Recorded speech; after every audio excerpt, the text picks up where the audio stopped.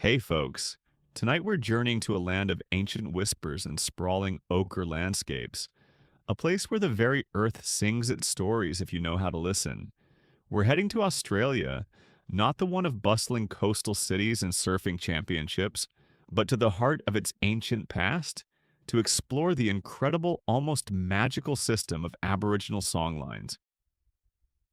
Imagine trying to navigate thousands of kilometers of terrain that, to the untrained eye, might seem like an endless, repetitive stretch of bush, desert, or rock. Your phone's map app wouldn't last a day out here, not just because of the battery, but because the map you truly need isn't on a screen. It's woven into the melodies, rhythms, and stories passed down for millennia. Frankly, if you were suddenly dropped into the Australian outback 40,000 years ago with only your modern sensibilities, you probably wouldn't have survived this.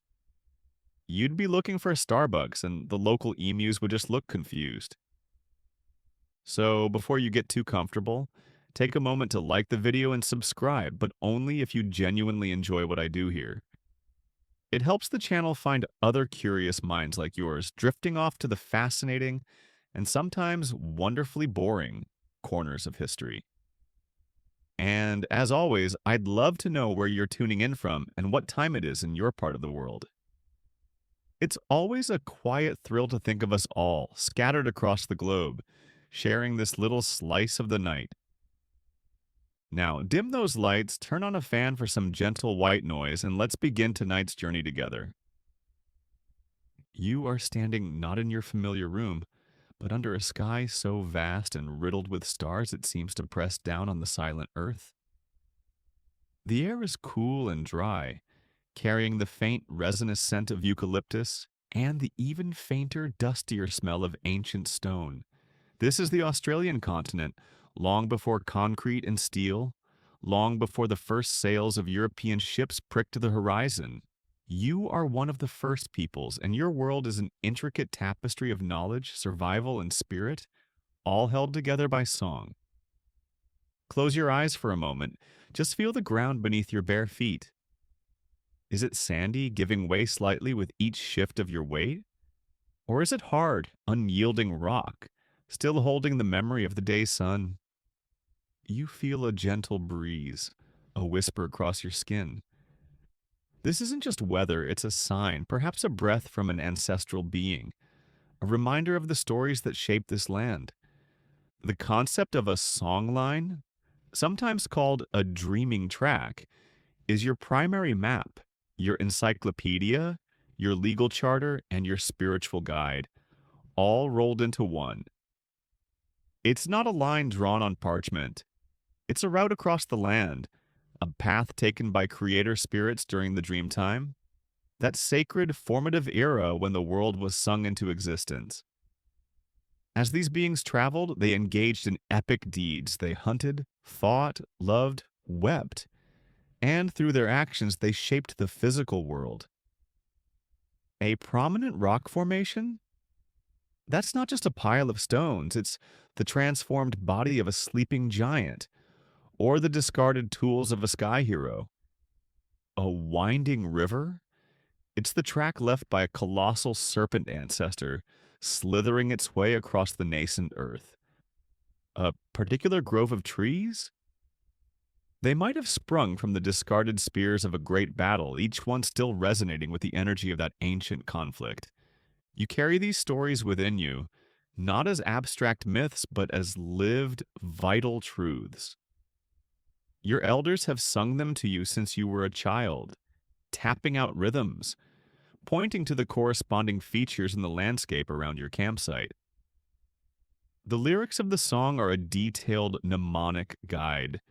Each verse, each chorus, each subtle shift in melody or rhythm corresponds to a specific landmark, a water source, a place where certain medicinal plants grow, or a sacred site that requires a particular ritual or mark of respect.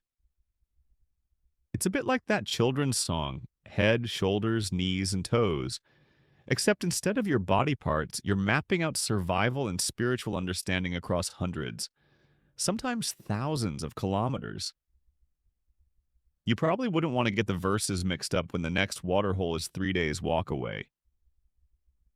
Imagine you need to travel to a neighboring clan's territory for a ceremony, or perhaps to find a specific type of ochre for painting, or to follow the seasonal migration of game.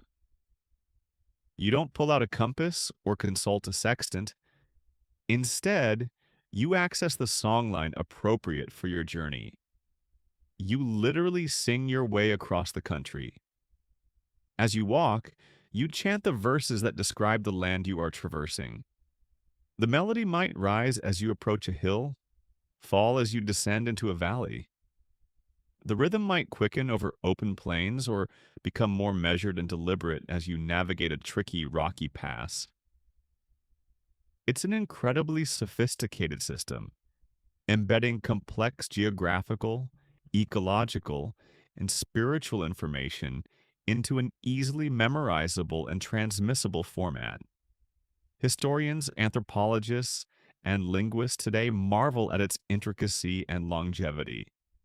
Indeed, these songlines represent one of the oldest continuous cultural traditions known anywhere in the world, with some estimates placing their origins as far back as 60,000 years.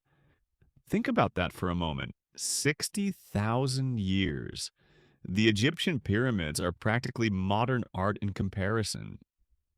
You feel the sun beginning to climb, its warmth spreading across your shoulders. The air, once cool, now carries the promise of the day's heat. You adjust the simple animal skin wrap you wear, or perhaps the woven plant fiber belt around your waist. Your eyes scan the horizon, not with the casual glance of a tourist, but with the focused intensity of someone whose life depends on reading the subtle language of the land. Every dip and rise, every change in vegetation, every distant call of a bird is information. And underpinning it all is the song. Let's say your current verse speaks of a place where the kookaburra laughed so hard his tail feathers fell out, scattering like white stones.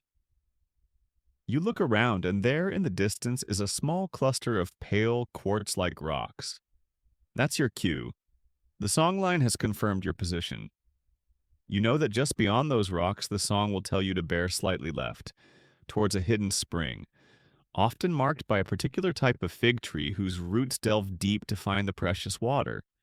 It's an almost effortless navigation for you, as natural as breathing, because the song is not just in your mind, it feels like it's in your bones, in the very rhythm of your footsteps.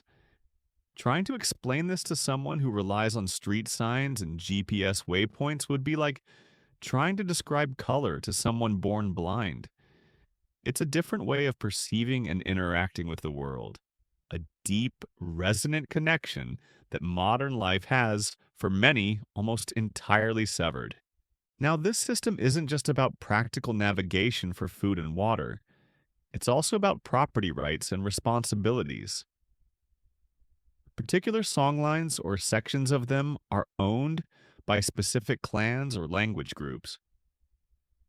To travel along a songline that isn't yours, you'd need permission, and often you'd be accompanied by a custodian from the owning group who would guide you and ensure you observe the correct protocols. It's a complex web of reciprocal obligations and shared knowledge. Think of it as an ancient copyright law, where the copyright holders expect you to sing their song correctly, or at least respectfully hum along while they take the lead. Failure to do so wasn't just bad manners, it could be deeply offensive, even dangerous, as it showed disrespect to the ancestors and the land itself. In some parts of the land, some verses of the song are more sacred than others. These are places of immense spiritual power, perhaps where a particularly significant event in the dreamtime occurred. Approaching such a site might require special preparations, ritual purification, or even a change in the song itself, a more reverent, hushed tone. Some sites are so potent, so imbued with the dreaming, that they are considered dangerous if approached incorrectly or by the wrong people. There's a detail often mentioned in accounts of these sacred sites. The idea that you shouldn't point directly at certain powerful locations. Instead, you might indicate them with a nod of your head or by pursing your lips in their direction. It's a gesture of respect, an acknowledgement of a power greater than yourself. This, of course, made early European ethnographers scratch their heads, trying to get clear directions when their Aboriginal guides seemed to be vaguely gesturing with their chins. Is it that rock over there or the other one? They'd ask, probably with some exasperation. The sheer amount of information encoded in these songlines is staggering. They contain knowledge about animal behavior, when and where kangaroos are likely to graze, how to find emu nests, the habits of various reptiles. They hold botanical knowledge, which plants are edible, which are medicinal, which are poisonous, and which can be used to make tools or shelters. They incorporate astronomical information, linking events in the sky, like the rising of a particular star cluster with seasonal changes on the land, signaling the time for ceremonies or the availability of certain resources. Scholars still debate whether the exact roots of all songlines remained absolutely static over millennia, or if they possessed an inherent flexibility, allowing for subtle adaptations to significant environmental shifts like the drying of a major watercourse or the encroachment of a desert. The consensus leans towards a remarkable stability, a testament to the power of oral tradition, yet with an acknowledged capacity for interpretation and even careful, ritually sanctioned additions or alterations when absolutely necessary and guided by profound spiritual insight. You pause in your journey, perhaps by a creek bed, mostly dry now, but the song tells you that if you dig in a certain sandy bend, you will find water. You can hear the distant calls of birds, the drone of insects, the ever present soundtrack of the bush. These sounds, too, are part of the landscape story, familiar and comforting. You might notice a particular pattern in the bark of a nearby ghost gum tree, and a fragment of a story, a verse from a different songline that intersects with yours here, might surface in your mind. The land is like a library, and every feature a book, every song a way to access its contents. It's a system that ensures not just physical survival, but cultural continuity, connecting you to your ancestors, to your descendants, and to the very fabric of creation. Imagine the responsibility of being a custodian of such knowledge. It wasn't just about remembering words and tunes, it was about understanding their deeper meanings, their interconnectedness, and living in accordance with the laws and obligations they prescribed. Elders would spend their lives mastering multiple songlines, becoming living atlases of their people's territories and spiritual heritage. Young people would learn them gradually through observation, participation in ceremonies, and patient instruction. It was an education system far removed from classrooms and textbooks, an immersive, lifelong learning process. Forget final exams. The real test was successfully navigating to that crucial, hidden waterhole during a drought, guided only by the verses learned at your grandfather's knee. That's a pass Myachi fail with rather more significant consequences than a letter grade. The materials used to reinforce this knowledge were all around you. Rock art galleries, often found in shelters or caves along the songlines, served as visual aids depicting dreamtime events, ancestral beings, and symbols related to the songs. Ochre paintings on bodies during ceremonies, intricate patterns carved onto message sticks or sacred objects. All these were part of the same rich, interconnected system of meaning. A message stick, for example, might be carried by a messenger traveling along a songline to another group. It wouldn't be writing in the way we understand it, but its carvings, its shape, its wood would be recognizable to those who knew the associated song, validating the messenger's purpose and ensuring safe passage. It was a bit like carrying a passport and a letter of introduction, all in one carefully crafted piece of wood, its meaning unlocked by shared cultural understanding. The penalty for faking a message stick was probably not a sternly worded letter from the ancestors. One of the most fascinating aspects is the sheer scale. Some songlines are relatively local, mapping a clan's immediate territory. Others, however, stretch for hundreds, even thousands of kilometers, traversing diverse landscapes, crossing deserts, mountains, and river systems, and linking dozens of different language groups.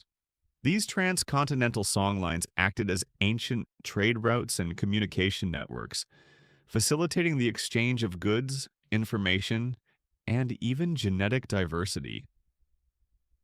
Individuals could travel vast distances, passing from one language group to another by following the song. While they might not understand the spoken dialect of the next territory, they would know the melody and rhythm of the shared songline, and their hosts would recognize it, understanding their journey's legitimacy. It's like knowing the tune to a universally recognized song, even if you don't know all the local verses. You can still hum along and be part of the chorus. Think about the cognitive skills involved. Remembering not just one, but potentially many complex songs with precise geographical and ecological data, understanding their spiritual significance, recognizing subtle environmental cues, and maintaining social protocols across different groups. It's a testament to the power and adaptability of the human mind, honed over countless generations by the demands of this unique environment. Modern neuroscience is only just beginning to appreciate the complexity of spatial memory and navigation in non-literate societies. And the Aboriginal songline system is a prime example of this incredible capacity. You didn't just know the way, you were the way, embodied in the song and your movement through the land. As the day wears on, you find yourself part of a small group, perhaps your immediate family or a few other initiated members of your clan, moving steadily, rhythmically. The walking itself becomes a form of meditation, each footstep a beat in the ancient song. There's a quiet companionship, a shared understanding that needs few words. The landscape isn't an enemy to be conquered or a resource to be exploited. It's kin, a living entity to be respected and cared for. The songline isn't just a map of the land, it's a map with the land, a dialogue, a reciprocal relationship. You sustain the song, and the song sustains you. You might pass a place where a specific type of edible grub is found, and the song would have a verse detailing how to find them, perhaps by looking for certain markers in the acacia trees. Or you might come to a wide, flat rock surface, covered in ancient petroglyphs, carvings pecked into the stone. Here the group would pause. An elder might retrace some of the carvings with their finger, their voice dropping to a more resonant tone as they sing the verses that explain these images, connecting them to the current journey and reinforcing their timeless meaning. These aren't just quaint folk tales, they are title deeds, legal precedents, scientific observations, and spiritual truths, all woven together. It's a bit like having your entire culture's library, land registry, and religious canon etched into the landscape and accessible through performance. And no one ever complained about late return fees, though forgetting a verse at a critical juncture might earn you some serious side-eye from the ancestors. The sun is beginning to dip towards the western horizon, painting the sky in hues of orange, pink, and violet. The air cools rapidly. It's time to find a place to camp for the night. The songline guides you here too, leading you to a sheltered spot, perhaps a familiar overhang, or a place with a reliable, if small, supply of firewood. As the stars begin to emerge one by one, then in their countless millions, the singing might continue, softer now, around a small fire. These are perhaps the stories that are not for the journey itself, but for the quiet times, for reinforcing the bonds of community, for passing on the deeper wisdom. The fire crackles, a small point of light and warmth in the vast, ancient darkness, and you feel a profound sense of belonging, of being exactly where you are meant to be, in a world that knows you and that you, in turn, know intimately through the power of song. The fire has now settled into a soft bed of glowing embers, pulsing gently in the darkness like a sleeping heart. The stories of the night have woven themselves into your drowsiness, and the vast starry sky above feels less like a distant spectacle and more like a familiar ceiling, pricked with the campfires of the ancestors. You drift in that peaceful space between wakefulness and sleep, the echoes of the song still resonating within you. With the first hint of dawn, a subtle paling of the eastern sky, you stir. There's no jarring alarm clock, no urgent rush. The rhythm of life here is dictated by the sun, the seasons, and the songs. You stretch, feeling the cool morning air on your skin, the dew-damp earth beneath your feet.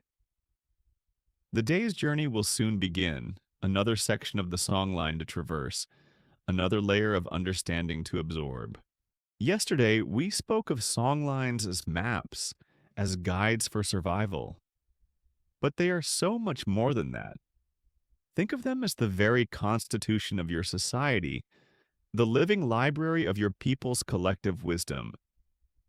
Within these sung narratives are the laws that govern your interactions with others, the rules for sharing resources, the precedents for resolving disputes.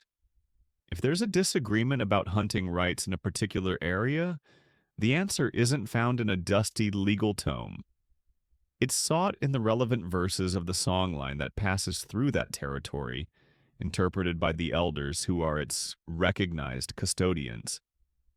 It's a legal system where the evidence is the land itself, and the precedents are the actions of the creator spirits. Imagine a court case where the primary evidence is a mountain range and the star witness is a 40,000-year-old melody. Sounds rather more epic than arguing over parking tickets, doesn't it? These songs also contain profound cosmological insights. Your people's understanding of how the universe came to be, how the stars were formed, the movements of the sun and moon, and your place within this grand cosmic order. They are your history books, preserving the memory of significant events, the genealogies of important figures, and the migrations of your ancestors. And they are your ethical guides, teaching you the values of reciprocity, respect for elders, care for the young, and the importance of maintaining balance with the natural world. To live the law, and with a capital L, is to live in accordance with the songlines. You see, the land itself is not a passive backdrop to human activity. It is an active participant, a sentient entity. The songlines are the connections, the pathways of power and communication between the people and the land.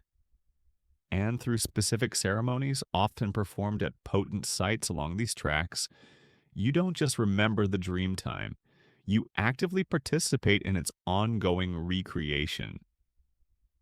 There are ceremonies for increasing the abundance of particular animal or plant species.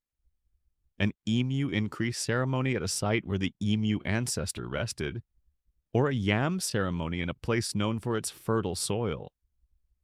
These aren't superstitious rituals born of ignorance. They are profound expressions of a worldview that sees humans as integral parts of the ecological system, with a responsibility to maintain its vitality through right action and correct performance of the songs. It's a bit like being a co-creator with the universe, where your part involves some very specific choreography and a good singing voice. No pressure. Consider the concept of totemic association. Each individual, each clan, often has a specific dreamtime ancestor. A totem, perhaps a kangaroo, an eagle, a goanna, or even a particular plant or natural phenomenon, like a storm or a star. This isn't just a quaint mascot, it's a deep spiritual kinship. Your totem is your direct link to the dreaming, and you share in its essence, its power, and its responsibilities. The song lines associated with your totem are particularly sacred to you and your kin. You are, in a very real sense, a living embodiment of that ancestor's journey and presence in the world. This imbues your life with a profound sense of purpose and belonging. You aren't just wandering aimlessly, you are walking in the footsteps of the dreaming. The process of learning these songlines is gradual, layered, and lifelong. As a child, you'd learn the simpler, more public verses, often through games, dances, and storytelling. These would give you a basic understanding of your local area, the names of important places, the main stories. But as you grow older, as you go through initiation ceremonies, rites of passage that mark your transition to adulthood, you are entrusted with deeper, more powerful layers of meaning within those same songs. Some knowledge is restricted, sacred, only revealed to those who have demonstrated the maturity, discipline, and respect required to handle it. Men will learn certain songlines and aspects of the law, often referred to as men's business, while women will be custodians of others, women's business. Both are equally vital for the well-being of the community and the land. It's not about exclusion for exclusion's sake. It's about protecting sacred knowledge and ensuring that the responsibilities associated with it are upheld by those properly prepared. Imagine it as having different security clearance levels for accessing different parts of the cultural database. Not everyone needs to know the launch codes for the spiritual nukes, so to speak. You are walking now, the sun higher in the sky, its heat beginning to build. The landscape around you might be changing.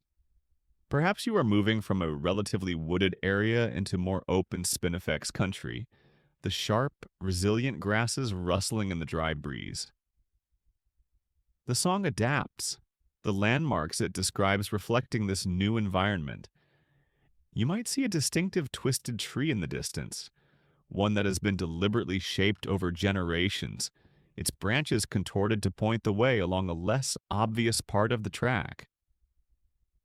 This is a living marker, a quirky, organic signpost, tended by those who know its significance. It's a detail that wouldn't appear on any paper map, but it's as clear as a highway sign to you. This very practice of trees being shaped or large stones placed as subtle directional guides forms a tangible link to past generations who walked this same path. Think about the accuracy required. If a songline describes a sequence of, say, 7 small waterholes hidden amongst a jumble of rocks, and your life or the lives of your children depends on finding them during a dry season, that song needs to be precise. And it is.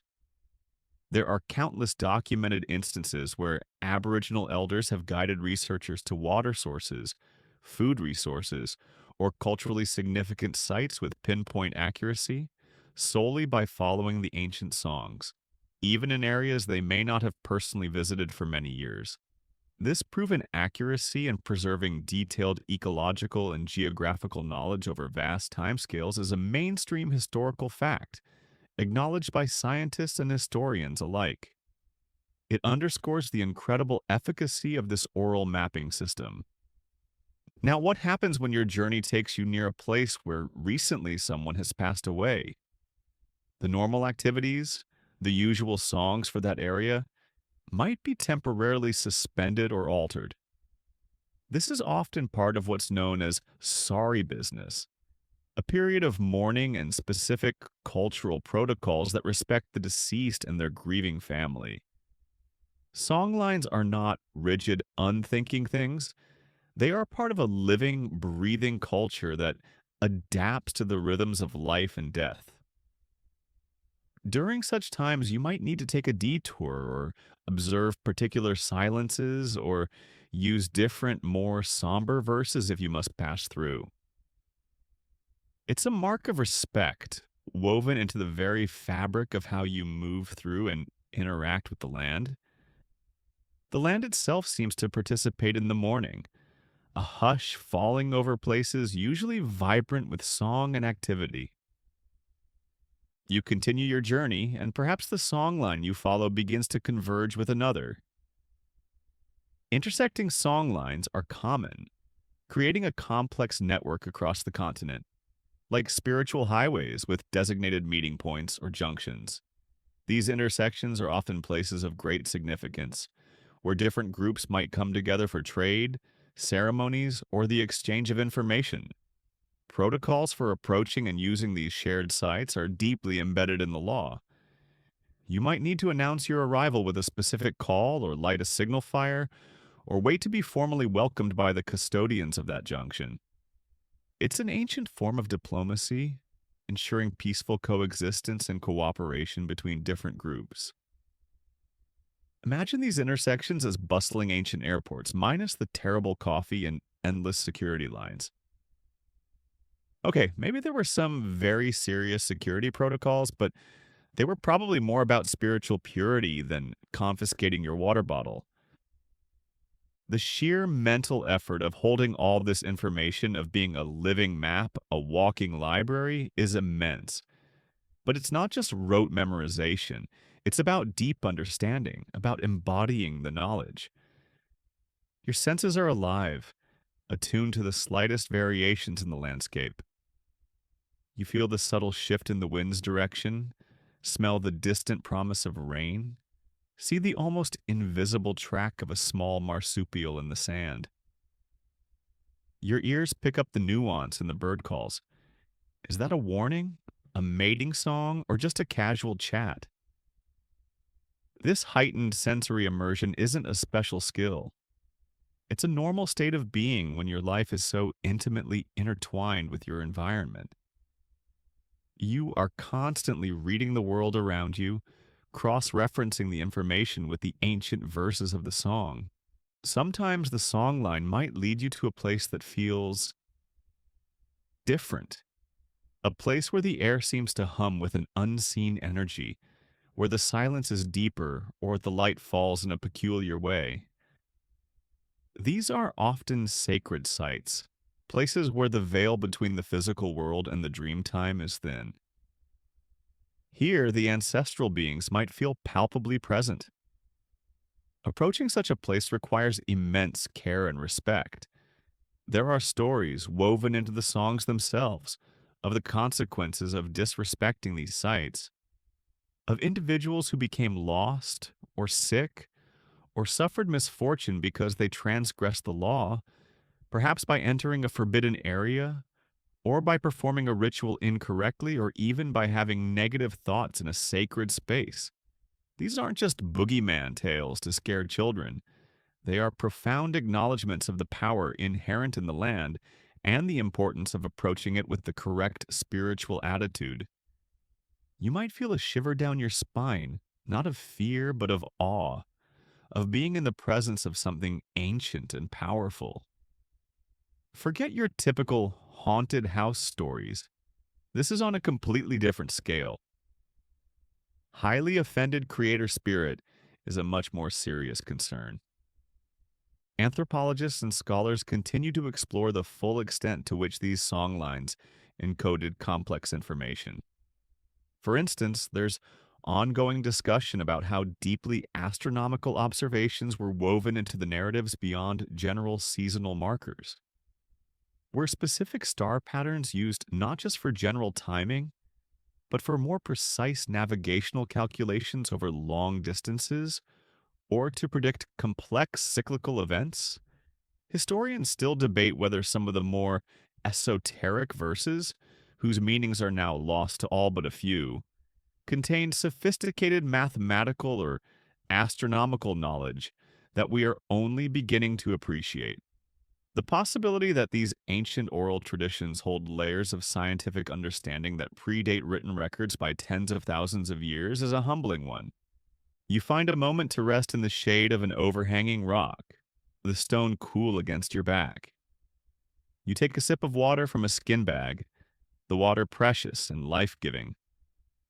Looking out over the sun-drenched landscape, you realize that every feature you see, from the smallest pebble to the most distant mountain range, is imbued with meaning. It has a story, a place in the song. This is not an empty wilderness to you, it is a homeland, a provider, a teacher, and a sacred entity.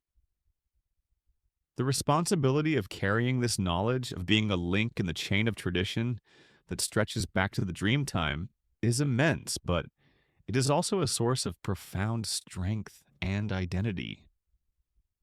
Imagine the initiation ceremonies, often held in secluded, sacred locations along a songline. Young men or women are taken away from the everyday life of the camp, undergoing tests of endurance, receiving instruction in the deeper aspects of the law, and having the sacred symbols of their people painted or incised onto their bodies. These are not hazing rituals. They are transformative experiences designed to kill the unseeing child and birth the knowledgeable adult, fully aware of their spiritual and social responsibilities. The songs sung during these ceremonies are among the most powerful. Their melodies and rhythms designed to facilitate a shift in consciousness, to open the initiate to the reality of the dreaming. It's an education that shapes not just the mind, but the soul. Your graduation ceremony isn't a cap and gown. It's emerging with the wisdom of millennia etched into your being, and probably a few new scars that tell their own stories. As the afternoon progresses, you might be involved in increasing the land.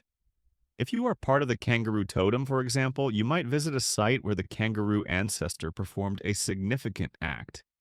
Here you would perform the specific rituals, sing the specific verses, perhaps touch up ancient rock paintings depicting kangaroos, or clear away debris from a sacred stone arrangement.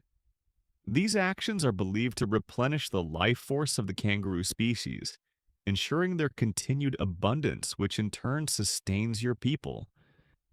It's a deeply reciprocal relationship. You care for the kangaroo's spirit, and the kangaroo provides for you. This is a far cry from a purely transactional view of nature. It's a sacred partnership. The sun begins its descent, and once again the song guides you to a suitable place to camp. Another day of walking, of singing, of being woven into the fabric of the land is drawing to a close. You have traveled perhaps 20 or 30 kilometers, a distance that might seem modest by modern standards, but each step has been rich with meaning. You haven't just covered ground, you have reaffirmed your connection to the ancestors, to the law, and to the earth itself. The songlines are more than just paths. They are the veins of the country, carrying its lifeblood, and you, by singing them, by walking them, are part of that vital circulation. The intricate details of the law, the subtle shifts in melody for each landmark, the specific ritual for each sacred site. It's like having the world's most complex, interactive, three-dimensional puzzle. And it's also your life, your history, and your future. Good luck explaining that at your next dinner party when someone asks what you did today. Oh, just helped re-sing a continent into continued existence. The night passes, a gentle caesura in the endless song of existence. You awaken not with a start, but as if surfacing slowly from a deep, calm pool. The air is still, holding the scent of cool earth and the lingering smokiness of last night's fire. Around you, the landscape is bathed in the soft pre-dawn light, shapes and shadows still holding a measure of mystery before the sun asserts its full clarity. Today, your journey along this particular songline may reach a significant point, perhaps a major ceremonial ground, a traditional gathering place, or site where the knowledge you carry connects profoundly with the physical form of the land. You resume your walk, the familiar rhythm of your steps matching the cadence of the song in your heart and mind. Each verse now feels richer, deeper, layered with the experiences of the journey, the sights, sounds, and sensations of the country you have traversed. You are not just an observer passing through, you are an active participant in the story of this land, your presence and your song contributing to its ongoing vitality. Consider the vastness of the network you are part of. The songline you follow is but one thread in an immense continental tapestry. These threads crisscross the land, linking distant communities, diverse environments, and countless generations. This intricate system facilitated not just spiritual understanding and local navigation, but also extensive social networks and long distance trade. This is a well established historical fact. Precious goods like pearl shell from the northern coast, durable stone axes from specific quarries, or rich red ochre from particular deposits would travel thousands of kilometers inland, passed from group to group along these songlines. It wasn't commerce in the modern sense of profit and loss. It was more a system of reciprocal exchange, of maintaining relationships and fulfilling obligations. Think of it as an ancient Silk Road, but instead of silk and spices, it carried sacred objects, vital resources, and the intangible, invaluable currency of shared knowledge and kinship. And your passport was the song you carried, proof that you belong to this interconnected world. The sun climbs higher, and you feel a growing sense of anticipation. The song tells you that you are approaching a place of great importance. The landscape itself seems to confirm this. Perhaps the features become more dramatic.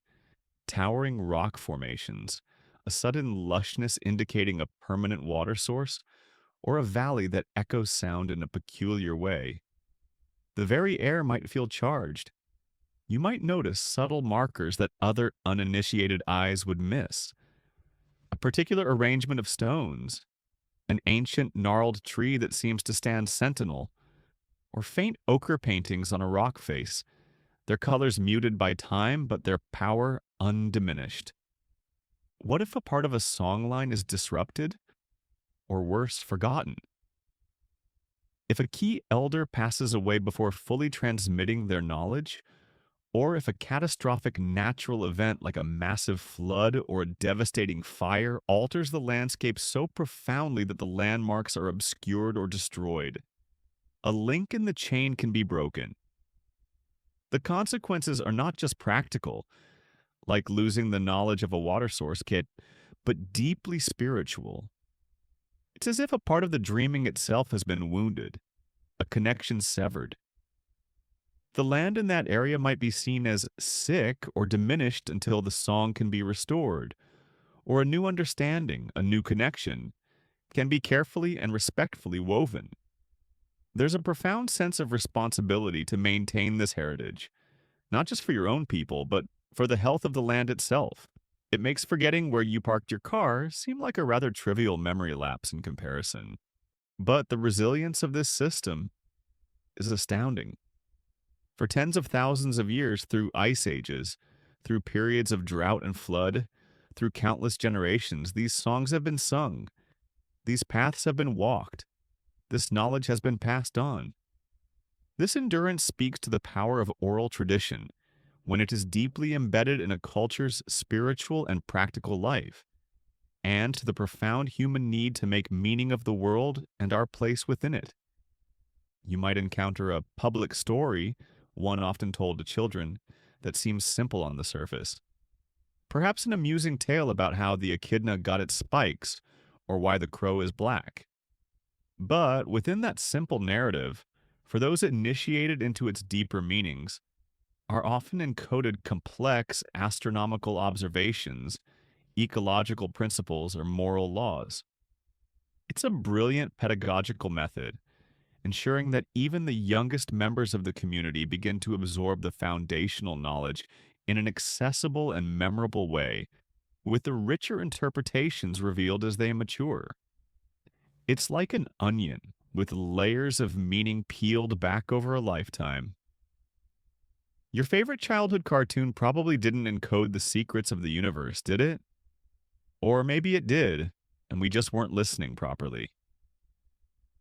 As you approach the significant site, the mood of your small group might change. There could be a greater solemnity, a more focused attention. Preparations might be made, perhaps applying fresh ochre to your bodies in specific patterns related to the song and the site, or gathering particular leaves or branches to be used in a welcoming or cleansing ritual.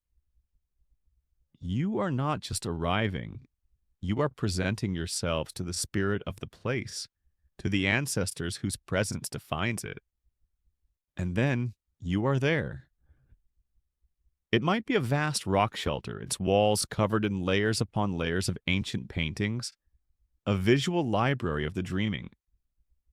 It could be a tranquil waterhole, its surface reflecting the sky like a serene eye, a place known for its healing properties or its spiritual potency. Or perhaps it's a less obvious site, a particular clearing in the bush or a specific rock outcrop whose significance is known only through the song. Whatever its physical form, you feel a sense of arrival, a sense of connection that resonates deep within your being. This is a place where the songline is not just remembered but lived, where the past, present, and future converge. Here, ceremonies might be performed, songs sung with their full power, stories retold, knowledge exchanged with other groups who may have also journeyed here, following their own songlines that intersect at this sacred nexus. There is ongoing scholarly discussion regarding the precise methods by which new songlines were created or existing ones extended to incorporate new territories, or perhaps to commemorate significant new dreaming events. Historians still debate whether the creation of a new songline segment required a singular visionary revelation by a highly respected spiritual leader, or if it emerged more organically through communal consensus and ritual ratification over time, and how such innovations were then validated and adopted across different, often distant groups. The idea that this vast ancient network was not static, but capable of careful, spiritually guided evolution is a fascinating one. At such a site, you witness the teaching of the young in a more formal way. Children watch, listen, and absorb, while adolescents who are further along in their initiation might take on more active roles guided by the elders.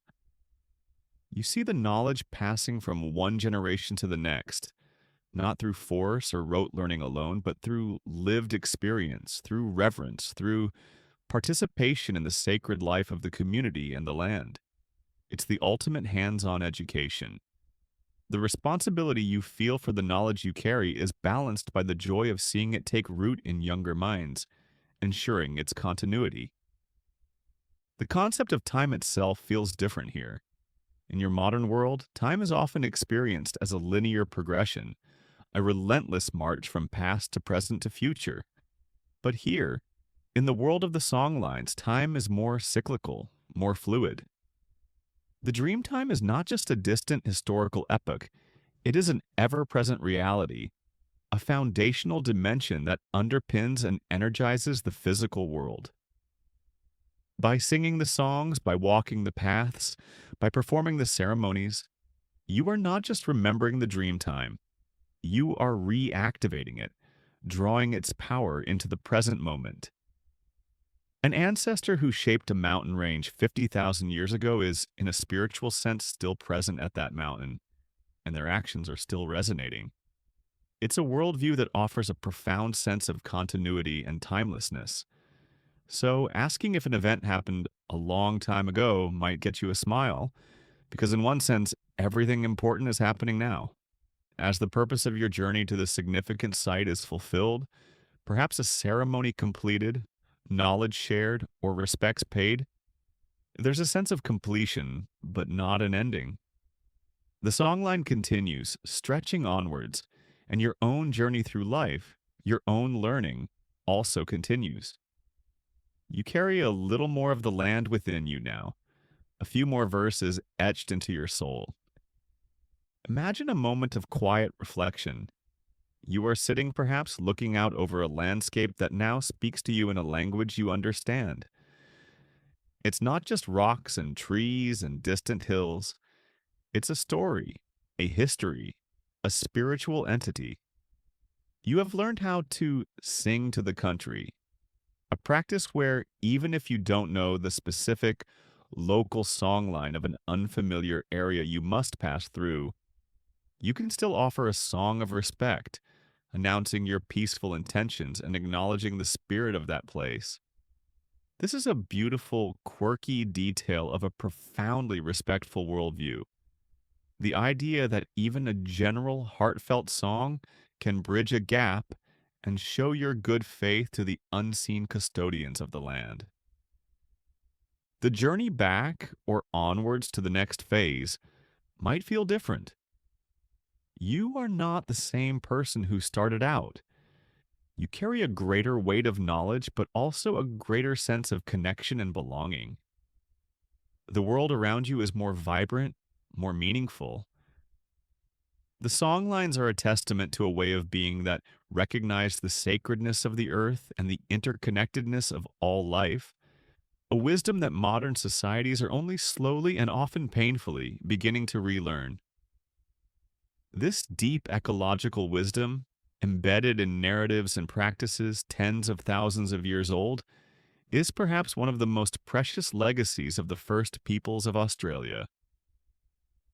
You think about the intricate patterns you've seen, painted on bodies, carved into rock, expressed in dance. These are not mere decorations, they are maps of the cosmos, diagrams of relationships, expressions of the law. Every line, every dot, every color has meaning. It's a holistic system where art, science, law, spirituality, and daily life are not separate categories, but integrated facets of a single coherent worldview. Trying to explain your day to day using this framework to an outsider would be like trying to describe a symphony to someone who can only hear one note at a time. Well, first, I fulfilled my obligations to the honey ant dreaming by re singing the third verse of the ancestral track. Then I had to check the alignment of those three boulders with the morning star to make sure we weren't late for the kangaroo increase ceremony. It's a different operational paradigm. As this particular leg of your journey draws to a close, perhaps you return to your home camp or move to a seasonal hunting ground. The songs remain with you, a constant companion, a source of guidance and strength. They are your inheritance and your legacy. You will teach them to your children, just as your elders taught them to you, ensuring that the voice of the land, the wisdom of the ancestors, continues to resonate through the generations. The responsibility is immense, but it is a shared one, a joyful one, a sacred one. You are a custodian of one of the world's most ancient and profound intellectual traditions. And as you look up at the stars appearing one by one in the deepening twilight, you know that those same stars looked down on your ancestors as they walked these same paths, singing these same songs, part of an unbroken chain that stretches back to the very dawn of human consciousness on this ancient continent. The fire is lit once more, a small circle of warmth and light. The conversations are muted, the feeling one of peaceful completion. The songlines have led you true, sustained you, and brought you to this moment of quiet understanding. You are not just on the land, you are of the land, and the land is of you. Now, as your own long day of listening and imagining comes to an end, let the gentle rhythm of these ancient ideas cradle you.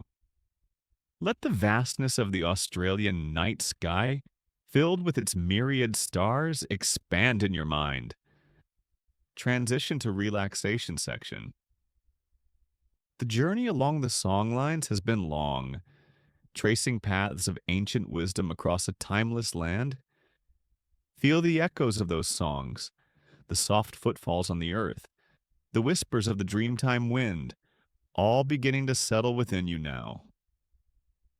The intricate maps of melody and memory have guided you, and now they gently release you to your own quiet space. Let your mind drift from the sun-baked earth, the shimmering horizons, the deep, starlit nights of the Australian continent. Allow the vivid images to soften, to blur at the edges like watercolors gently touched by mist. The stories, the laws, the ancient voices, they are all part of a vast, enduring tapestry, and you have brushed against its surface, felt its profound texture. There is no need to hold on to the details now. Let them float freely like leaves on a gentle stream, moving further and further away, carrying with them any tension, any lingering thoughts from your day. Feel a sense of peace settle over you, as vast and as quiet as the ancient landscapes themselves. The path has been walked, the songs have been sung in your mind's ear, and now it is time for rest. The air around you in your own room grows still and comforting. The gentle white noise of your fan, if you have one, is like the distant sigh of the wind through desert oaks, a soothing, constant presence. You are safe, you are comfortable, and you are drifting deeper into tranquility. The last embers of our shared campfire are fading into a soft, warm glow behind your eyelids. All is well. All is calm. Hey, folks. Tonight we're venturing into the heart of southern Africa, to a place of silent, imposing grandeur, a city of stone that once pulsed with life and power, only to be mysteriously abandoned. We're setting our sights on Great Zimbabwe, a magnificent complex of stone enclosures that has puzzled and fascinated explorers, archaeologists, and dreamers for centuries. Imagine standing before massive circular walls built with such precision from granite blocks, all without a speck of mortar to hold them together, towering over you under the vast African sky. If you were suddenly tasked with building this without modern tools, or even a decent cup of coffee by your side, you'd probably just build a very small, very wobbly rock pile and call it a day. The sheer scale and artistry here are truly something else. So, before you get too comfortable, take a moment to like the video and subscribe, but only if you genuinely enjoy what I do here. It helps these stories of our shared and sometimes wonderfully perplexing past reach other minds looking for a calm escape. And as always, I'd love to know where you're tuning in from and what time it is in your part of the world. It's a quiet pleasure to imagine us all dotted across the globe, sharing this little journey into the night. Now, dim those lights, turn on a fan for some gentle white noise, and let's begin tonight's journey together. You find yourself standing on a high granite-studded plateau in what is now southeastern Zimbabwe. The air is warm, carrying the scent of dry grasses and the faint, earthy aroma of ancient stone. Rolling hills, dotted with balancing granite kopjes, those distinctive rock formations stretch out around you. It's a landscape that feels both timeless and alive. Before you, rising from this earth, are the stone enclosures of Great Zimbabwe. The name itself, Zimbabwe, derives from Shona terms Zimba Zamabwe, meaning large houses of stone, or Zimbabwe, meaning venerated houses. Not the most wildly imaginative name, perhaps, but it's straight to the point and undeniably accurate. No false advertising here. It's sometime between the 11th and 15th centuries CE. In Europe, knights are clanking about in armor, cathedrals are reaching for the heavens, and the medieval world is in full swing. Here in southern Africa, a sophisticated and powerful civilization is flourishing, its heart right here, within these stone walls. For a long time, the origins of this incredible site were shrouded in mystery, with colonial-era speculators attributing its construction to everyone from Phoenicians to the Queen of Sheba. Anyone, it seemed, but the local African people. It's amazing what mental gymnastics people will perform to avoid giving credit where it's due. Next, they'll be saying, aliens built your garden shed because it's surprisingly sturdy. But archaeology has long since confirmed that Great Zimbabwe was an indigenous creation, the masterpiece of the ancestors of the modern Shona people. You approach the hill complex first, the oldest part of the city, perched strategically on a steep-sided granite hill. As you ascend the narrow, winding stone-lined passages, you can feel the coolness of the granite blocks. They are immense, irregular, but expertly fitted together. This isn't a haphazard pile of rocks. This is skilled masonry on a grand scale, all achieved using the dry stone technique. That means no mortar, no cement, nothing to bind the stones together except gravity, friction, and the sheer skill of the builders. Imagine playing the world's most high-stakes Jenga game for several centuries, using multi-ton blocks. That's kind of what building Great Zimbabwe was like, but with slightly bigger consequences if a wall tumbled.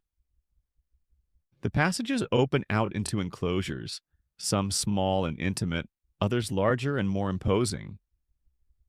From the summit of the hill complex, you would have had a commanding view of the surrounding valleys and the rest of the growing city below. This was likely the spiritual and royal center of the settlement in its early days. The king, or Mambo, would have resided here, his dwelling separated from the commoners, his position elevated both literally and metaphorically. You can almost hear the echoes of ancient rituals, the murmur of voices, the sounds of a thriving community, though now only a profound silence and the sigh of the wind greet you. Looking down from the hill complex, you see the most iconic structure of Great Zimbabwe, the Great Enclosure. It's a breathtaking elliptical structure with an outer wall over 250 meters in circumference and reaching heights of up to 11 meters. It's the largest single ancient structure south of the Sahara Desert. Its purpose has been much debated, but it wasn't primarily defensive. While its massive walls certainly offered security, it's generally believed to have been a royal compound, perhaps for the king's wives, or a prestigious center for religious and national ceremonies. As you imagine yourself walking towards it later, know that its walls are not just functional, they are a statement. They speak of power, of organization, of a society capable of mobilizing a significant workforce and quarrying, transporting, and expertly placing thousands upon thousands of granite blocks. The granite was quarried locally, often from the very hills that exfoliated or peeled large slabs naturally. The builders would then shape these rough blocks by heating them with fire and then rapidly cooling them with water to crack them, followed by skillful trimming and dressing. It was an arduous, time-consuming process. The sheer effort involved points to a society with a strong central authority and a surplus of resources. What was the basis of this wealth? Cattle were a primary source. The Shona people were skilled pastoralists, and cattle represented not just food but wealth, status, and social currency. The enclosures themselves, particularly the many smaller ones in the valley ruins, which you can also see sprawling between the hill complex and the great enclosure, may have served in part as elaborate kraals or pens for these prized animals, or as dwellings for the elite who owned them. Agriculture also played a vital role, with crops like sorghum and millet being cultivated in the surrounding fertile lands. But there was another, more glittering source of Great Zimbabwe's power: gold. The region was rich in gold deposits, and the rulers of Great Zimbabwe controlled the trade in this precious metal, along with ivory with Swahili merchants on the East African coast. From coastal cities like Kilwa and Sofala, this gold would then enter the vast Indian Ocean trade network, reaching as far as Arabia, India, and even China. In return, goods like glass beads, ceramics from Persia and China, and cloth would find their way back to Great Zimbabwe. This international trade network is a mainstream historical fact, evidenced by the archaeological finds within the ruins. So, this wasn't an isolated kingdom. It was a key player in a much larger medieval world system. Let's focus back on the stones themselves. As you walk around the exterior of the great enclosure, in your mind's eye for now, you'd notice that the top of the main wall is decorated with a distinctive chevron pattern. Other walls, particularly within the great enclosure, feature different decorative motifs: herringbone, checkered, and dentelle patterns.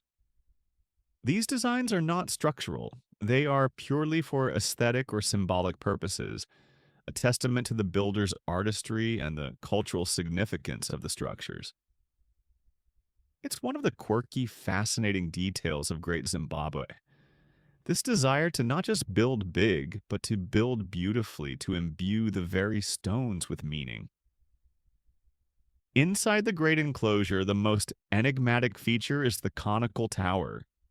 It stands about 10 meters high and 6 meters in diameter at its base, a solid, beautifully constructed stone cone. Its exact purpose is unknown, a subject of much speculation. Was it a symbolic granary representing the king's role as a provider and his control over the kingdom's wealth? Was it a phallic symbol representing fertility and royal power? Or did it have some astronomical significance? There are no doors, no internal chambers. It simply is a silent, solid statement in stone. It's one of those historical puzzles that keeps archaeologists coming back, sifting through evidence and theories. The city, at its peak in the 14th and 15th centuries, is estimated to have housed between 10,000 and 20,000 people. This was a significant urban center for its time, anywhere in the world. The society was hierarchical, with a ruling elite, priests, traders, artisans, skilled in pottery, ironwork, and of course, stonemasonry, and commoners. The spatial organization of the city likely reflected this social structure, with the most important individuals residing in the more elaborate stone enclosures, while others lived in well-made daga, clay, and gravel, huts with thatched roofs, the foundations of which are still found throughout the site. Imagine the sounds: the lowing of cattle, the chatter of people in the Shona language, the clang of blacksmiths' hammers, the rhythmic thud of women pounding grain, the distant calls of herders. Imagine the smells: wood smoke from cooking fires, the scent of livestock, the aroma of brewing sorghum beer, the dust of the dry season. Imagine the sights: vibrantly colored cloth worn by the traders and elite, the gleam of gold ornaments, the intricate patterns on pottery, and everywhere the enduring presence of the stone walls, a constant reminder of the power and ingenuity of their builders. You wander through the valley ruins, a sprawling complex of numerous smaller enclosures, daga hut platforms, and walled passageways. It feels more like a residential area, though still clearly for people of some status. Archaeologists still debate the precise original function of some smaller enclosures within the valley ruins. Were they for commoners of high standing, specialized artisans, or perhaps junior members of the royal family undergoing rites of passage? Each new excavation, each analysis of pottery shards or ancient food remains, adds another piece to the puzzle, but the full picture remains tantalizingly incomplete. It's like trying to read a vast, ancient novel where half the pages are missing, and the other half are written in a code you're still trying to decipher. The skill of the builders is evident everywhere. Walls curve gracefully, entrances are carefully designed, often with flanking buttresses or narrowed passages for controlled access. Some walls feature platforms or monoliths. The sheer labor involved in quarrying the granite, shaping it into manageable blocks, though manageable is relative when some weigh several tons, and then meticulously fitting them together without mortar is staggering to contemplate. This wasn't just about shelter, it was about creating a statement of permanence, of power, of connection to the land, and perhaps to the ancestral spirits believed to reside within it. One of the most iconic finds from Great Zimbabwe, though not visible to you now as they are in museums, are the soapstone birds. 8 of these intricately carved birds were discovered, mostly in the hill complex. Each bird is unique, about 30 to 40 centimeters high, perched atop a column. They combine human and avian features, perhaps representing eagles, a powerful symbol in Shona cosmology, possibly associated with royalty or messengers to the spirit world. The Zimbabwe bird is now the national emblem of modern Zimbabwe, a testament to the enduring cultural significance of this ancient city. Trying to figure out exactly what each bird symbolized is another favorite pastime of historians. Were they individual totems of different royal lineages? Or perhaps markers of different spiritual domains?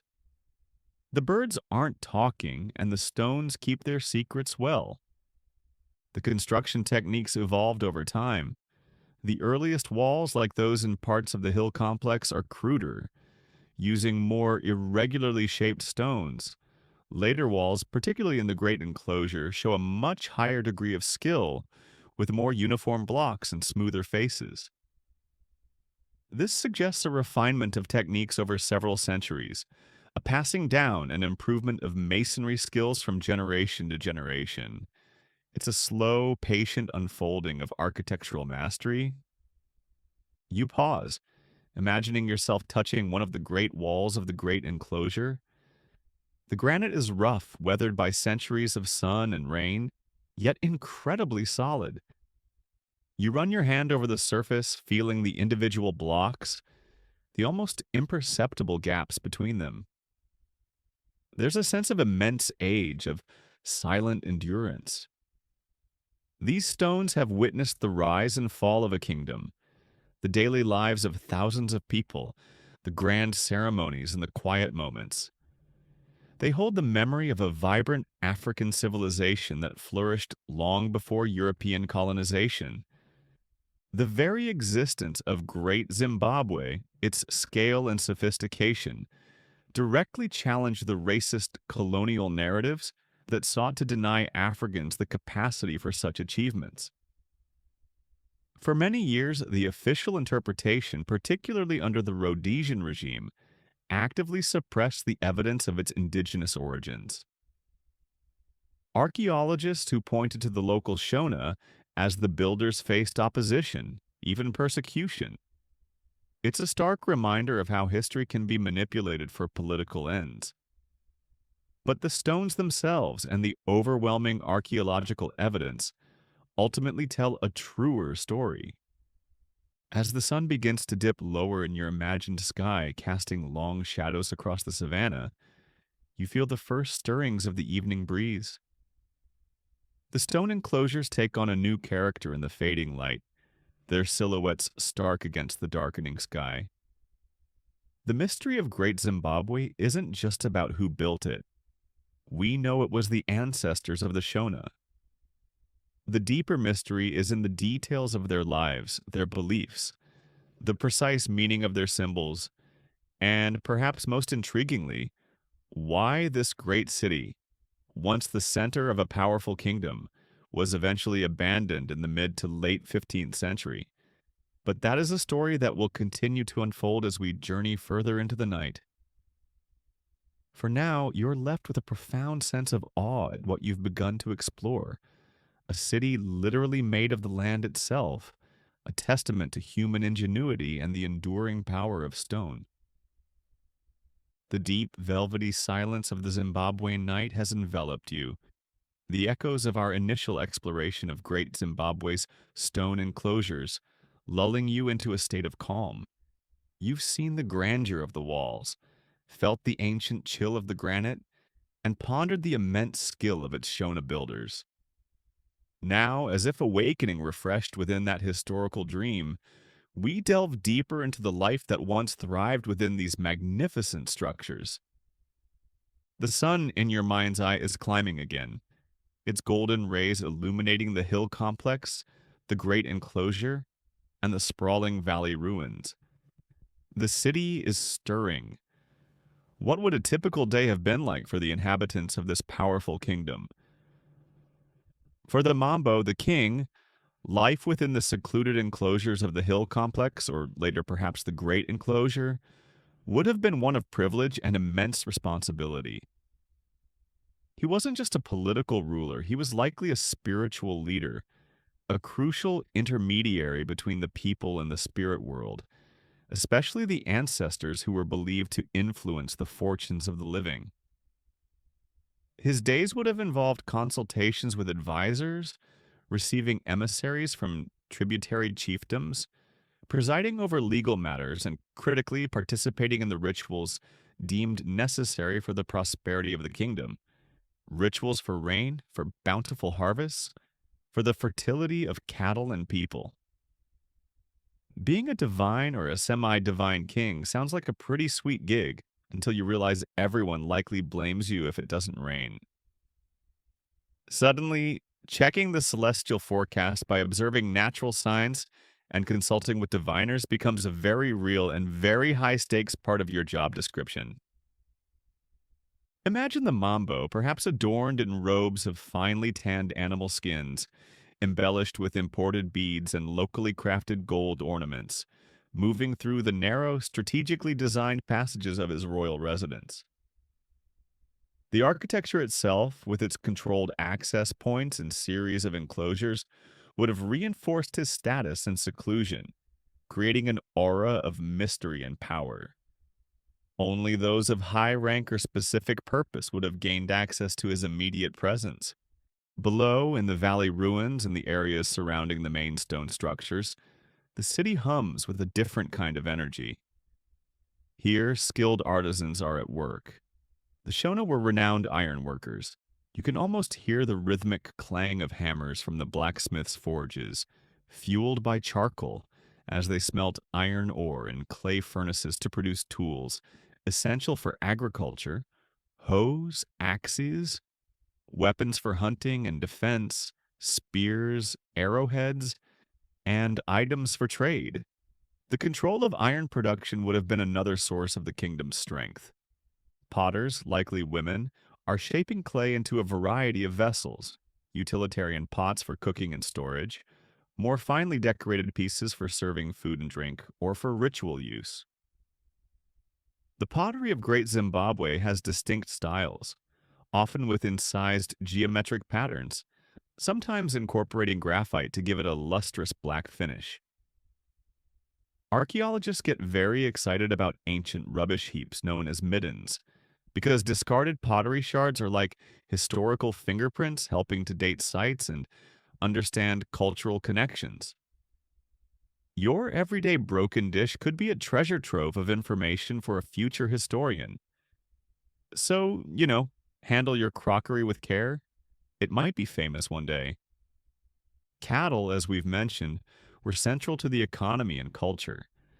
The lowing of the herds, kept in enclosures or grazing in the surrounding savanna under the watchful eyes of herders, would have been a constant background sound. Cattle were more than just meat on the hoof. They were a measure of wealth used in marriage exchanges, lobola, and were vital for sacrifices to the ancestors. The king himself would have controlled vast herds, his wealth visibly demonstrated by the sheer number and quality of his livestock. The intricate network of stone-walled passages within the valley ruins might have been used in part to manage and display these important assets, funneling them for counting, for distribution, or for ritual purposes. Trade was the lifeblood that connected Great Zimbabwe to the wider world. We know from archaeological finds that goods from distant lands reached this inland capital. Picture a caravan arriving, perhaps Swahili traders from the coast, or intermediaries from neighboring groups. They bring precious items, vibrant glass beads from India or the Near East, glazed ceramic bowls and Celadon porcelain from as far away as China. Ming Dynasty porcelain has been found here, and fine cloth. Imagine the excitement, the curiosity, as these exotic goods are unpacked. The shipping and handling on getting delicate Chinese porcelain all the way to inland Zimbabwe in the 14th century must have been astronomical. No bubble wrap back then, just a lot of hope and probably some very stressed out porters carrying those precious cargoes. In exchange, Great Zimbabwe offered gold, ivory, and perhaps other local products like animal skins or iron tools. The gold was likely sourced from numerous small scale workings in the region. Reef mining or alluvial gold panned from rivers, controlled by the rulers of Great Zimbabwe, who then channeled it into the lucrative coastal trade. This extensive evidence of long distance trade is a mainstream historical fact, firmly placing Great Zimbabwe within a sophisticated medieval global economic network, long before Europeans had discovered the extent of the African interior. Let's return to the enigma of the Great Enclosure and its conical tower. If this enclosure was indeed a royal residence, perhaps for the king and his senior wives, or a center for national ceremonies like initiation rites for the youth of the elite, then the conical tower must have played a key role. Its solid structure has led some to compare it to Shona granaries, which were symbols of wealth and the ruler's ability to provide for his people. If so, the conical tower could be a monumental symbolic representation of this royal bounty and power. Others suggest it had astronomical alignments or served as a focal point for fertility rituals. The truth is, without written records from the builders themselves, its precise meaning remains elusive, a silent testament to the beliefs that shaped the society. Religion at Great Zimbabwe would have centered on Mwari, the supreme creator god in Shona cosmology, and, more immediately, on the veneration of ancestors, Vadzimu. The ancestors were believed to bridge the gap between the living and the divine, influencing daily life, offering guidance, and requiring appeasement through rituals and offerings. The hill complex, with its cave-like enclosures and commanding views, is widely believed to have been the primary religious center, perhaps the dwelling of the kingdom's chief spirit mediums or priests. The famous soapstone birds found mainly here likely played a significant role in these beliefs. The eagle, or similar raptor, is often seen as a messenger between the earthly and spiritual realms in many African cultures. These beautifully carved figures could have represented royal ancestors, acting as intermediaries, or perhaps totemic symbols of different lineages of power. Their enigmatic, serene expressions seem to guard ancient secrets. Life wasn't all solemn ritual and hard work, though. A quirky and very human detail found within the ruins are ancient board games carved into flat rock surfaces. Likely versions of Kworo or Menkla type games still played in Africa today. You can picture people, guards whiling away their watch, off-duty artisans, or even members of the elite, gathered around these game boards using pebbles or seeds as playing pieces, their conversation and laughter echoing softly within the stone enclosures. It's a small but poignant reminder of the everyday human experiences that unfolded amidst the grandeur. The construction of these massive stone edifices required not just skill, but also immense organization of labor. How did they manage it? The society was clearly hierarchical, capable of commanding a large workforce. This doesn't necessarily imply slavery in the way it's often conceived. It might have been a system of tribute labor where communities under the Mambo's rule contributed manpower for a certain period, perhaps during the agricultural off-season. Or it could have been a more permanent body of skilled masons and laborers, supported by the kingdom's wealth. the precise nature of the socio-political organization within Great Zimbabwe. Whether it was a highly centralized state with absolute royal power, exercised directly from the capital, or a more federal system with influential regional chiefs who paid tribute and acknowledged the Mambo's supremacy but retained considerable local autonomy, is still a subject of considerable academic discussion. Understanding this structure is key to understanding how such monumental projects were undertaken and sustained over centuries. The decorative patterns on the walls, the chevron, herringbone, dentelle, and checkered designs, what did they signify? They are predominantly found on the later, more refined walls of the Great Enclosure and the Hill Complex. Were they purely decorative, a display of wealth and status? Or did they hold deeper symbolic meanings, perhaps representing different lineages, levels of initiation, or aspects of Shona cosmology?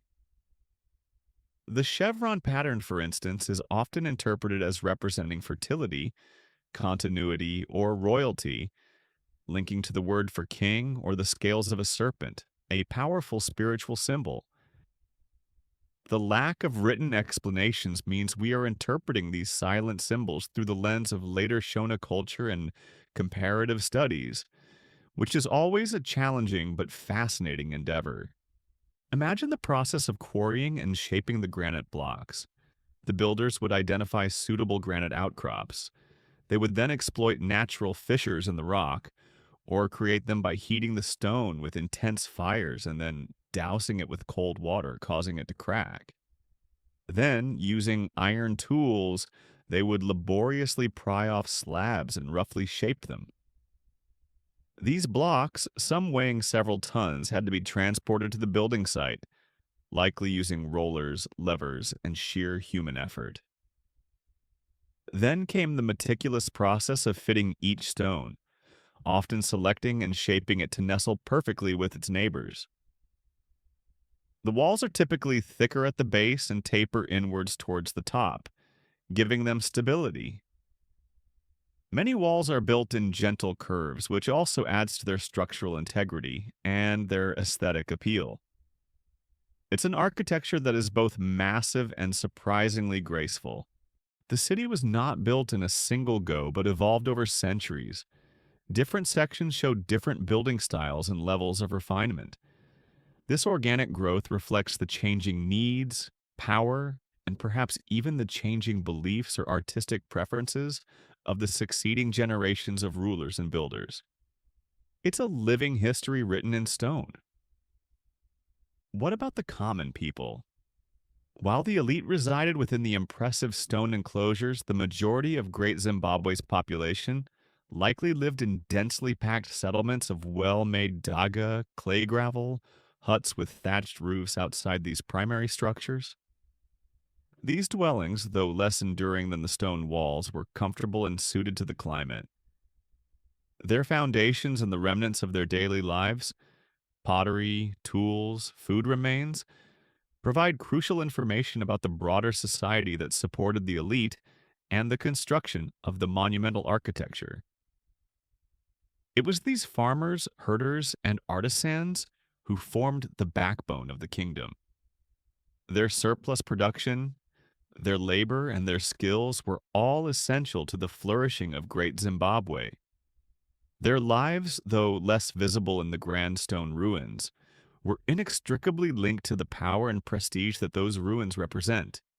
You can't have a magnificent royal opera house without the ushers, the stagehands, and the people who built the seats, even if history tends to remember the star tenors more vividly. Consider the sounds again, but this time focus on the human element within the enclosures. Inside the great enclosure, if it was indeed a royal residential area or a place for important ceremonies, you might hear the music of mbires, thumb pianos, drums, and hosho rattles. Singing and chanting would have been integral to rituals and social gatherings. Storytellers would recount the histories of the people, the deeds of ancestors, and the laws of the land. Children's laughter might echo in some courtyards, while in others, hushed, serious tones would accompany important discussions among the elders or royal counselors. The climate of the region is one of wet summers and dry winters. The rhythm of life would have been closely tied to these seasons. The rainy season would bring the vital water for crops and grazing, a time of renewal and growth. The dry season would be a time for hunting, for construction projects, for trade caravans to make their long journeys, and for important ceremonies. The rulers and priests of Great Zimbabwe would have played a crucial role in the rituals intended to ensure the timely arrival of the rains and the overall harmony between the community and the natural world. The sheer organization required to feed a city of up to 20,000 people is also worth pondering. Grain stores, management of water resources, and distribution networks for food would have been essential. The surrounding region would have been a productive agricultural landscape, carefully managed to support the urban population. This wasn't just a ceremonial center, it was a functioning city with all the logistical challenges that entails. As you delve deeper into the imagined life of Great Zimbabwe, the initial sense of mystery surrounding the stones begins to be replaced by a sense of wonder at the complex, vibrant society that created them. These were people with a sophisticated understanding of their environment, with rich spiritual beliefs, advanced artistic and technical skills, and far reaching connections to the wider world. The stones are not just an archaeological puzzle, they are a legacy, a testament to a powerful African kingdom that, for a few centuries, shone brightly, its influence spreading far across the southern part of the continent. The silence of the ruins today is profound, but if you listen carefully with your inner ear, you can still hear the echoes of that bustling, creative, and powerful past. You've journeyed through the bustling heart of Great Zimbabwe, felt the pulse of its daily life, its commerce, its rituals, and its intricate social fabric. The stones have begun to share their secrets, not of their construction alone, but of the vibrant Shona civilization that called them home. Now, as the shadows lengthen in our shared historical imagination, we turn to one of the most enduring questions. Why was this magnificent city, the capital of a powerful kingdom, eventually abandoned? The sun in your mind's eye is now lower, casting a melancholic golden glow upon the weathered granite walls. The sounds of the thriving city begin to fade, replaced by a quieter, more poignant atmosphere. The decline of Great Zimbabwe, which occurred around the mid 15th century, wasn't like a sudden power outage. It was more like a slow dimming of the lights, a gradual fading of its regional dominance. This gradual abandonment is a mainstream historical fact, with populations dispersing and new centers of power like Kami to the southwest beginning to rise. So, what happened? There wasn't a single dramatic event, no Vesuvius burying the city in ash. Instead, archaeologists and historians believe it was likely a complex interplay of factors, a slow unraveling of the threads that held the kingdom together. One compelling theory points to environmental pressures. Imagine a city of 10,000 to 20,000 people living in one area for several centuries. They would have needed vast amounts of firewood for cooking, heating, and firing pottery and iron smelters. Timber for construction would also have been in constant demand. Over time, this could have led to significant deforestation in the surrounding area. Turns out, even great ancient civilizations needed a sensible recycling program and maybe a plan for sustainable forestry. Some problems really are timeless. Then there's the impact of the large herds of cattle, the backbone of their wealth. Extensive grazing could have led to soil erosion and depletion of pasture land near the city. The agricultural fields that fed the population might have suffered from declining fertility after centuries of cultivation. Essentially, the very success and size of Great Zimbabwe may have sown the seeds of its environmental unsustainability in that specific location. The land, which had nurtured the kingdom for so long, may have begun to struggle under the pressure. Another critical factor could have been shifts in trade routes. Great Zimbabwe's power was heavily reliant on its control of the gold trade. If the sources of gold became depleted in the areas under its immediate control, or if new, more easily accessible gold fields were discovered elsewhere, the Swahili and other international traders might have gradually shifted their focus.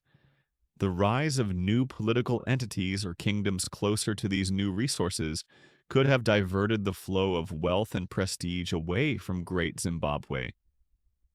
It's like a popular restaurant. If a new, trendier place opens up next door with easier parking, some customers might just drift away. Internal political dynamics could also have played a significant role.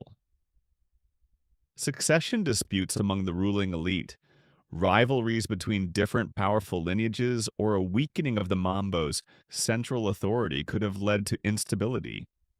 The primary catalyst for Great Zimbabwe's decline remains a point of intense scholarly debate, with varying weight given to environmental pressures, the shifting dynamics of regional trade routes, or internal political instability. Perhaps a combination of these pressures made it difficult for the rulers to maintain control, leading to factions breaking away or the capital becoming less attractive as a center of power.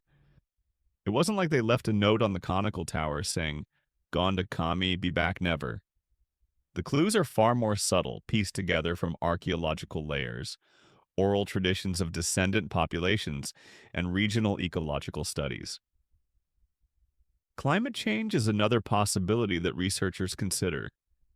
While the evidence is still being gathered, a prolonged period of drought could have had a devastating impact on agriculture and water supplies, making it increasingly difficult to support a large urban population. In a society where the ruler's spiritual authority was often linked to the ability to ensure good rains and harvests, a significant environmental crisis could have severely undermined that authority. So you can imagine a gradual exodus. Not a panicked flight, but a slow drifting away of families, then larger groups, perhaps following charismatic leaders to new, more promising territories. The great stone enclosures would have slowly emptied, the bustling activity replaced by an encroaching silence. The fires would have gone out one by one. The once maintained pathways would have become overgrown. It's a poignant image, a magnificent city slowly returning to the earth, its grandeur fading into memory. But the story doesn't end there. The legacy of Great Zimbabwe lived on. The traditions of Shona culture, political organization, and notably sophisticated stonemasonry were carried forward by successor states. The Torwa state, centered at Kami, also a UNESCO World Heritage Site, flourished from the 15th to the 17th century. Kami's architecture, while distinct, clearly shows the influence of Great Zimbabwe, with its beautifully patterned stone walls and terraced platforms. Later, the Rosvi Empire, which rose in the late 17th century, also continued these traditions, building impressive stone structures at sites like Danangomba, Dlodlo, and Natal. Great Zimbabwe basically became the cool older sibling whose impressive style later kingdoms tried to emulate, a benchmark for royal prestige and architectural achievement. This diffusion of the Zimbabwe culture across the plateau is a testament to its enduring power. The skills and social structures developed at Great Zimbabwe weren't lost. They were adapted and transformed in new contexts. Centuries passed. The stone enclosures of Great Zimbabwe stood silent, gradually becoming overgrown, known to local Shona communities, who revered the site as a sacred place associated with their ancestors, a place of spirits and ancient kings. Indeed, A quirky and telling detail is the enduring spiritual significance of the site for many contemporary Shona people. Even today, some view it as a sacred ancestral home, a place for reflection, and occasionally for discreet personal rituals or the leaving of small offerings, a quiet acknowledgement of its continuing spiritual resonance. This deep connection transcends the purely archaeological or historical interest in the site. Then, in the late 19th century, European hunters, traders, and prospectors began to encounter these astonishing ruins. Figures like Adam Renders and Karl Mauch brought Great Zimbabwe to the attention of the Western world. What followed was a period of unfortunate misinterpretation and colonial appropriation. Unable or unwilling to believe that indigenous Africans could have created such sophisticated structures, many early European writers and antiquarians concocted elaborate theories attributing the city to ancient Phoenicians, Egyptians, Arabs, or even the biblical Queen of Sheba. These theories, fueled by racist ideologies, sought to deny the African continent its own rich history and achievements. The site suffered from treasure hunting and unscientific excavations in these early years, with valuable archaeological context being lost. Thankfully, pioneering archaeologists like David Randall McIver in the early 20th century, and later Gertrude Caton Thompson, conducted more systematic studies. Their work, based on datable artifacts found in secure archaeological contexts, like the Chinese porcelain and Persian fans we talked about, firmly established the medieval indigenous African origins of Great Zimbabwe. Caton Thompson famously declared in 1931, after extensive excavations, that the ruins were unquestionably African in every detail. It was a crucial turning point in reclaiming the true heritage of the site, though the ideological battle would continue for decades, especially under the white minority rule of Rhodesia. Today, Great Zimbabwe is a UNESCO World Heritage Site, recognized for its outstanding universal value. It stands as a powerful symbol of national identity and pride for the modern nation of Zimbabwe, which took its very name from this ancient capital. Archaeological research and conservation efforts continue, as there are still many secrets that these stones hold. Each new discovery, each refined interpretation, adds another layer to our understanding of this remarkable civilization. As you stand in your mind's quiet stillness before the now silent great enclosure or atop the hill complex looking out over the land, you feel the immense weight of this history, the ingenuity of its builders, the vibrancy of the society it housed, the complex reasons for its decline, and the struggle for its historical recognition, all combine to make Great Zimbabwe a profoundly compelling place. It's a reminder that great civilizations can rise and fall, that human societies are constantly adapting to changing circumstances, and that the past, even a past of stone and silence, continues to speak to us in powerful ways. The story of Great Zimbabwe is not just about magnificent stone walls. It's about the resilience of culture, the complexities of power, the relationship between humans and their environment, and the enduring quest to understand our shared human heritage. It's a story of African achievement that resonated across a continent and connected with the wider medieval world. A story that continues to inspire awe and provoke thought. The last rays of our imagined sun have now faded from the highest stones of the conical tower. A gentle coolness settles over the landscape.